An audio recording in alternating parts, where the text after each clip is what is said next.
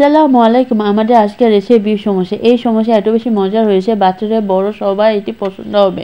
বাচ্চাদের জন্য আগে বানিয়ে ডিপ ফ্রিজে সংরক্ষণ করতে পারেন। আর আজকে সমোসার ফ্রোজেন সমোসা শীত দিয়ে তৈরি করেছি, আশা করে ভালো লাগবে। প্রথমে আমি বিফ সমোসার জন্য পুর তৈরি করে নেব। চলুন শুরু করা যাক। মিডিয়াম আছে 3 টেবিল চামচ সয়াবিন তেল দিচ্ছি। 3 কাপ পেঁয়াজ কুচি দিয়ে ভালো করে নেড়ে চেড়ে হালকা ভেজে নিব। এরপর দিয়ে দিচ্ছি 1/4 কাপ কাঁচা মরিচ, 1 টেবিল চামচ আদা বাটা, 1 টেবিল চামচ রসুন বাটা, 1 চা চামচ হচ্ছে মরিচ গুঁড়া, 1/2 চা চামচ হলুদ গুঁড়া, 1 চা চামচ ধনে গুঁড়া দিয়ে ভালো করে নেড়ে চেড়ে মশলাটা একটু ভেজে নিব। এরপর দিয়ে দিচ্ছি বিফ কিমা 2 কাপ দিয়ে ভালো করে নেড়েচেড়ে মশলার সাথে স্বাদ মতো লবণ দিয়ে দিচ্ছি। দিয়ে ভালো করে নেড়েচেড়ে সয়া সস দিচ্ছি 1 টেবিল চামচ, দিয়ে আমি দিচ্ছি 2 টেবিল চামচ টমেটো সস দিয়ে আমি খুব ভালো করে নেড়েচেড়ে মশলার সাথে ভালো করে মিশিয়ে নিব। নেওয়ার পর আমি চুলায় মিডিয়াম আছে ঢাকনা দিয়ে ঢেকে দিব 15 মিনিট। 15 মিনিট পর ঢাকনা খুলে আমি 1/2 কাপ গরম পানি দিয়ে দিব। দিয়ে আবার ভালো করে নেড়েচেড়ে ঢাকনা দিয়ে ঢেকে দেব 15-20 মিনিট। 15-20 মিনিট পর আমি ঢাকনা খুলে নিব। এরপর এখানে দিয়ে দিচ্ছি 1 চা চামচ শাহি গরম মশলা গুঁড়া।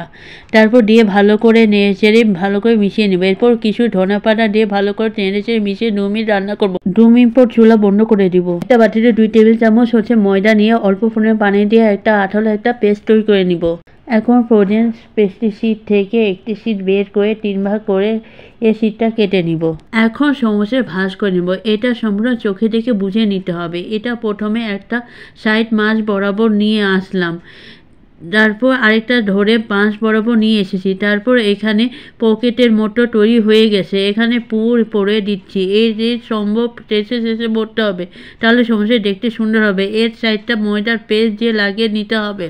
আমি আরও কই ভাঁজ দেখিয়ে দিচ্ছি। এটা আসলে চোখে দেখে নিতে হবে, বলে বোঝানো যাবে না। তারপর সুন্দর করে ভাঁজ করে নিতে হবে।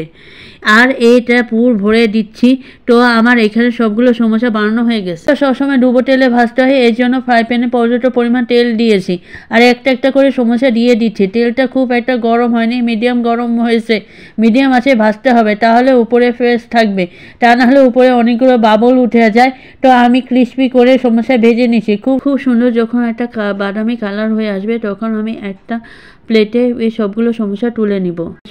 আশা করি আমার ভিডিওটি ভালো লেগেছে। যদি ভিডিও ভালো লেগে থাকে তাহলে আমার চ্যানেলটি সাবস্ক্রাইব করবেন এবং পাশে বেল আইকন অবশ্যই ক্লিক করে দিবেন, যাতে করে আমি যখন নিউ ভিডিও দিব সাথে সাথে পৌঁছে যাবেন।